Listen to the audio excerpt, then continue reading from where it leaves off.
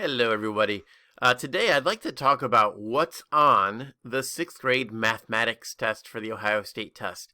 People are always like, what's going to be on this test?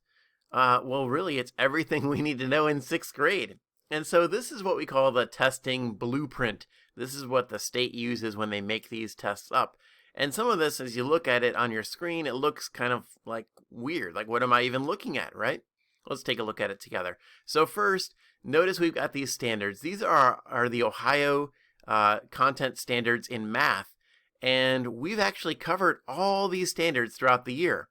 Every one of the standards that we've learned about is represented here. So it kind of makes sense. We need to learn this stuff in 6th grade, and that's what they're testing us on. But to make this a little bit easier to understand, we have a total of between 52 and 54 points.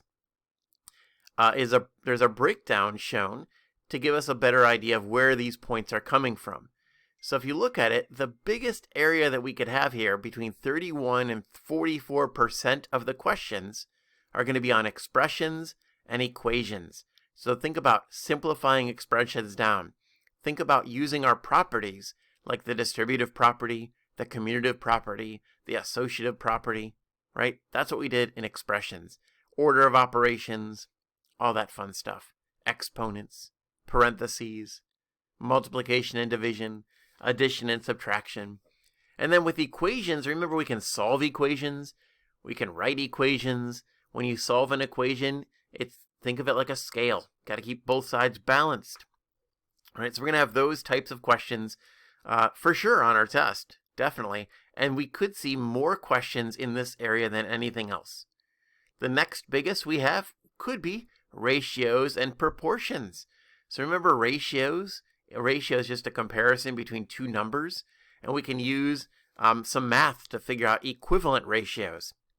So there's between 24% and 33% of your test that will be ratios.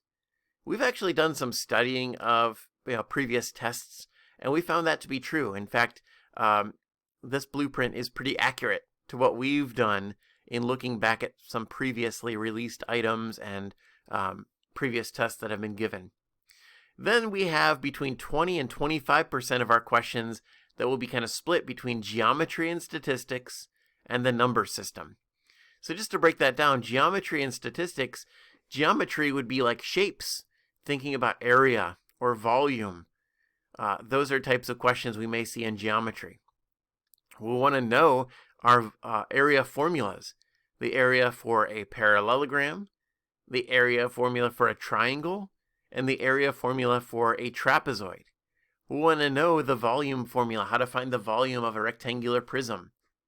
We will also want to know our how to find composite shapes, right? Breaking those shapes up, chopping them up, and figuring out the area of each shape and adding them together.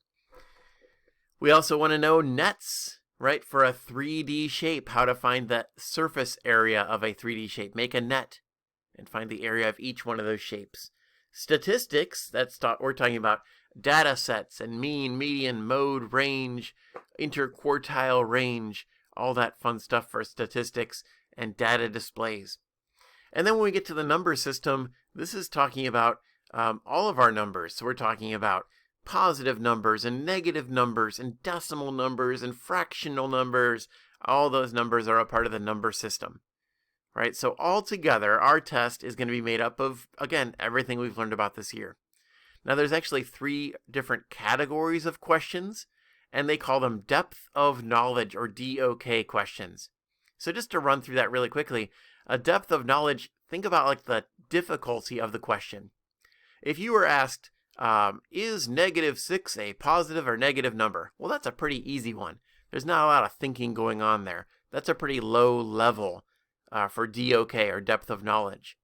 Now, if you were asked to maybe explain why -6 is bigger or smaller than another number, well, now we're stepping that level up a little bit, right? So the depth of knowledge here refers to how difficult are the questions. So some of them will be kind of easier. Some of them will be a little bit tougher. These are usually ones you have to explain things or type out an explanation. And a lot of them, the majority of our questions, are going to be right in the middle. So don't expect every question to be super easy or super hard. A lot of them fall in the middle range.